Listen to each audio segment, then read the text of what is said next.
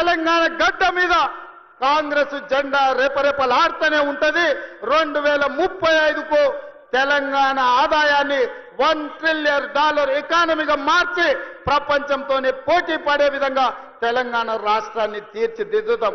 శాతనైతే మామొస్తాడో, అల్లుడు వస్తాడో, బామార్ది వస్తుందో, బిడ్డ వస్తారో, మొత్తం కట్టగట్టుకొని జాతంత వస్తుందో రాపో బిడ్డ, మా కాంగ్రెస్ పార్టీ కార్యకర్తలు చూసుకుంటారు. మీరందరూ ఒక పక్కన నిలబడండి, మా కాంగ్రెస్ పార్టీ కార్యకర్తలు ఇంకొక పక్కన నిలబడతారు. 10 ఏళ్ళు ఎవడు వచ్చినా, ఎవడు ఏడ్చినా, ఎవడన్నా పోయి బాయిలో దుంకి సచ్చినా ఇందిరమ్మ రాజ్యమే ఉంటది, రైతు రాజ్యం ఉంటది.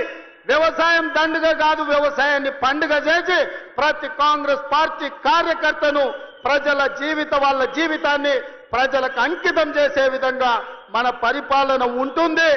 తెలంగాణ మోడల్ ఇవాళ ఎస్సీ ఉపకులాల వర్గీకరణ భారతదేశంలోనే అమలు చేసిన ఏకైక రాష్ట్రం తెలంగాణ రాష్ట్రం.